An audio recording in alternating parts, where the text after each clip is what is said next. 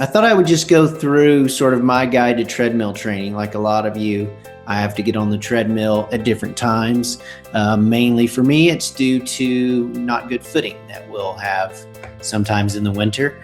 And sometimes it's because of life schedule where it may be 8 or 9 p.m. and I want to get that run in, but I've been busy all day and had commitments. So I jump on the treadmill. So let's walk through some treadmill training rules and guides. So the first thing is get ready.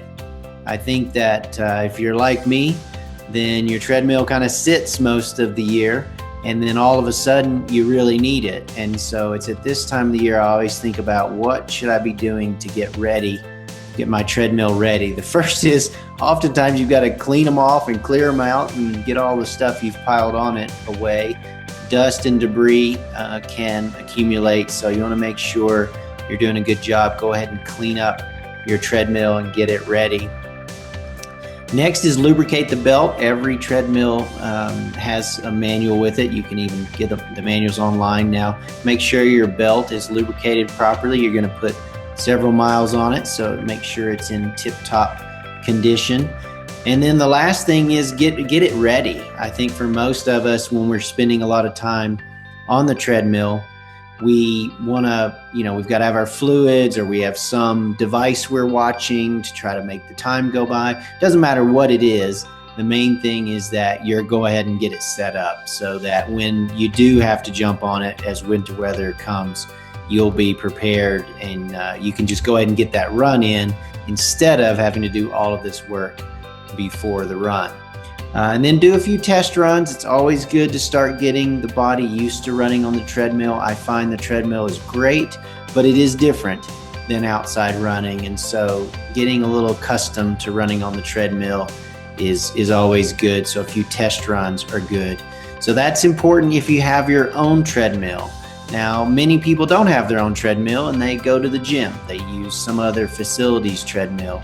For that situation, I think the steps are, first, you've got to learn when can you get on there and what are the rules, because most treadmills get very little use frequently at the, so I should say a short duration of use frequently in the gym. But for us runners, we often want to get on there and we do extended runs. So it's good to know when can you get on the treadmill, when is it even accessible, and then what are the rules, because sometimes there'll be rules on how long you can be on there at one time.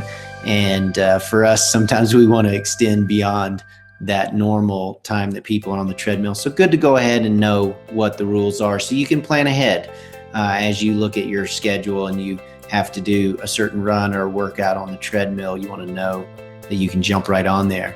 Same kind of thing. Think about preparation. What are you going to be taking to the gym with you? Your water bottle, hydration, phone, tablet, whatever, if you want to watch something. Or some have a setup where you can plug your headphones into the treadmill and then listen to the TV and that sort of thing. So go ahead and kind of make a list of what you must carry with you to the gym for the treadmill.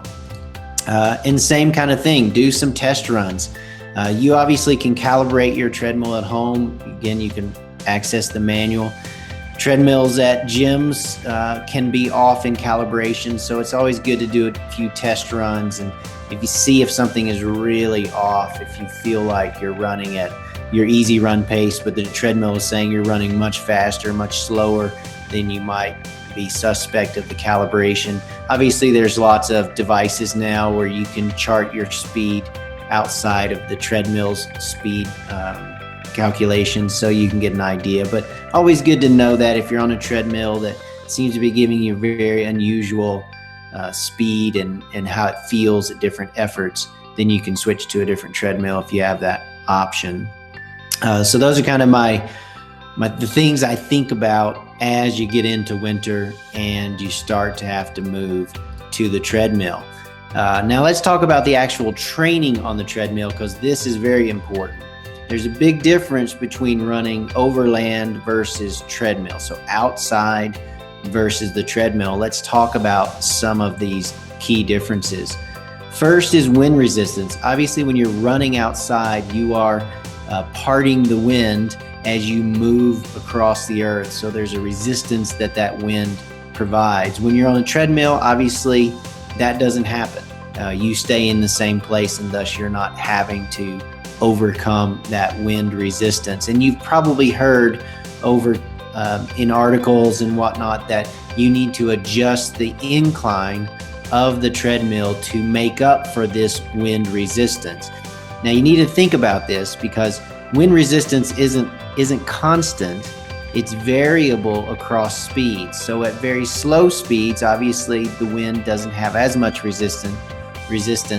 As you go faster and faster, it has more. So I've kind of come up with, based on the work that I did in my graduate program, these are sort of my rules, and I think they kind of slot in with what we find from exercise physiology. And that is, you can use the incline to get the energy expenditure the same on the treadmill versus outdoor running. If you're running slower than 8 minutes and 30 seconds per mile, you really don't have to change the incline. Wind resistance is very negligible at those speeds, so you don't need to worry with it.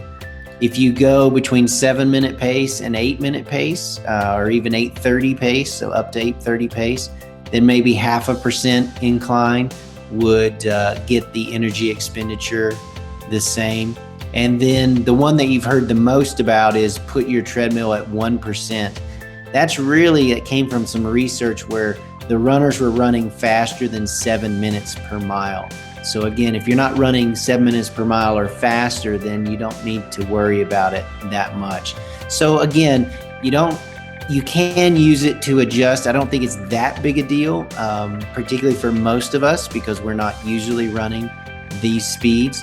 But if you are doing faster running and you do want the same sort of energy demand, then you can use that to kind of make up for that lack of wind resistance. Now, another thing that I should have mentioned previously in setting up your home treadmill is that because there's no wind, obviously the cooling effect is different. And I think most of us, set our treadmills in a place where it is cooler, and maybe have a fan or a window that you can open to adjust for heat, because that's one of the big changes in winter running is you've been running outside where it's cold, and then all of a sudden you run inside where it's really warm, and it can feel very, very warm. So make sure you take that into account. Now, another big difference in overland running or outdoor running and treadmill running is that the ground is moving underneath you in treadmill training versus outside it doesn't. You push against the ground. That makes the biomechanics slightly different, and that's why I think some of us, and I put in here puller versus pusher.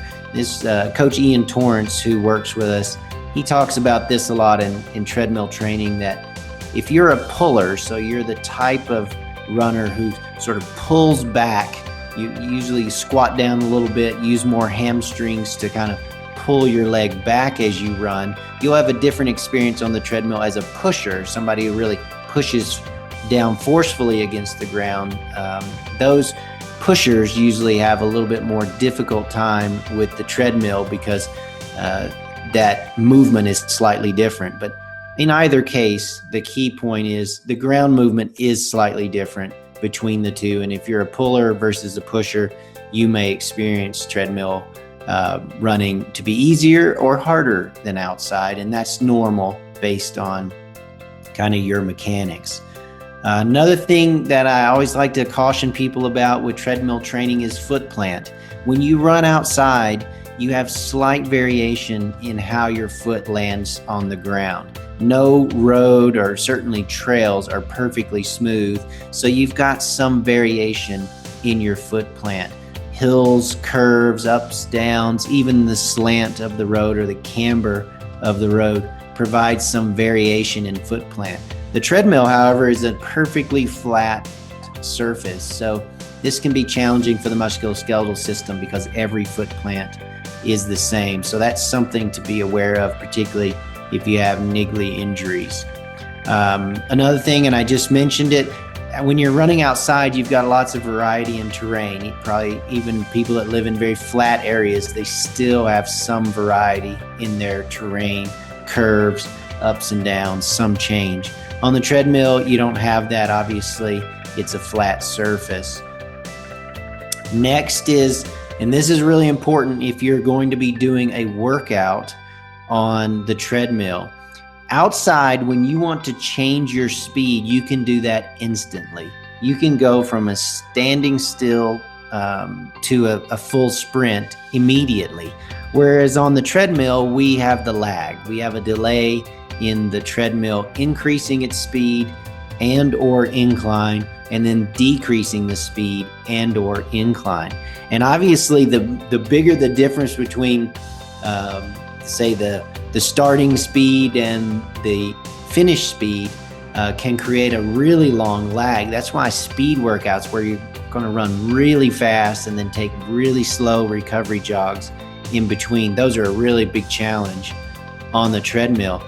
And that's why you're going to have to adjust how you perform these workouts, because there is this additional time where you're still working hard, but you're trying to get to your recovery period, or you're working easy and you're trying to get to the more intense period. We'll talk a little bit about that later. The next is you've got to take care of your body. Again, running injuries are repetitive motion injuries. When you get on the treadmill, again, it's a flat surface, and so it creates a lot more of the same consistent repetitive stress to the body. We really saw this a few years ago with the polar vortex, and everybody that winter had to be on the treadmill a lot more, and their bodies were getting a little bit more beat up from doing so much training on the treadmill just because of this repetitive motion. So as you go into winter, and whenever you do a treadmill run, you really can't cut short your recovery period and feeling better and taking care of your body. Now, here are kind of my training rules as you go on to the treadmill. First is got to start with some short, easy runs. It's not a great idea to your first run on the treadmill is a long run. So really start to get on there with some short, easy runs. Get the body accustomed to running on the treadmill, particularly for those people who are pushers or don't really like the treadmill or find it challenging.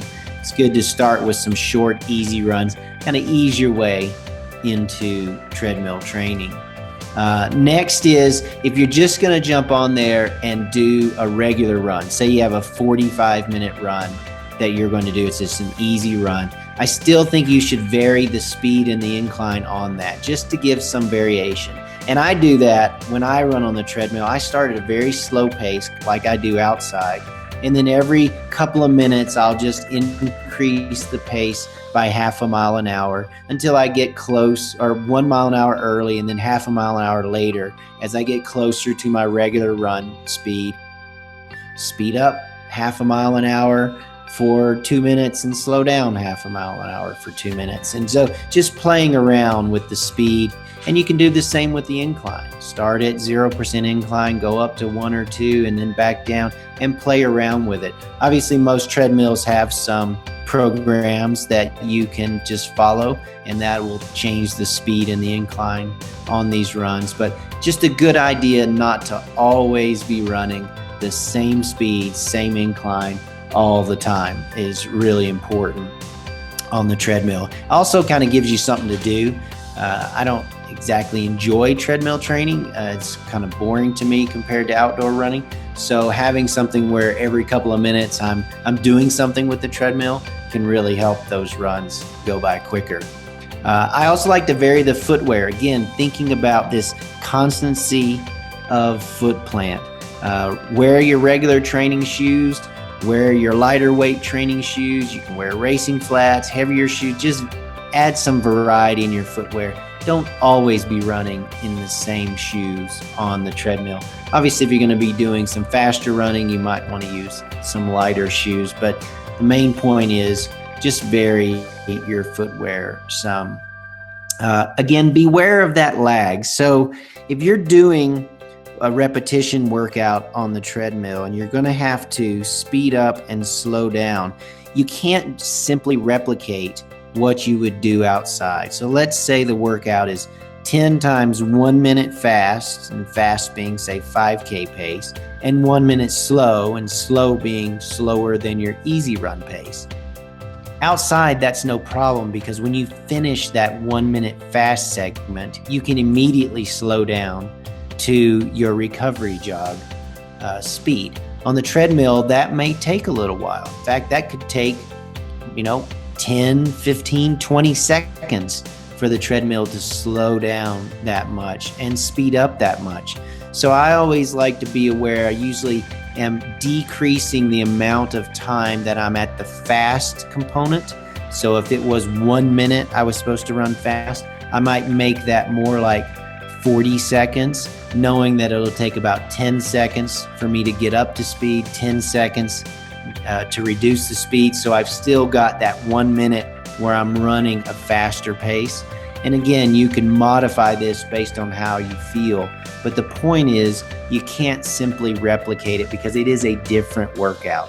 If you did the exact same workout outside and on the treadmill without adjusting for this lag, the treadmill workout is actually going to be a more intensive workout. And that makes sense, right? You're going to be spending a little bit more time running faster because of that time where you are running fast and it has to slow down, or you're running slow and it gets faster slowly.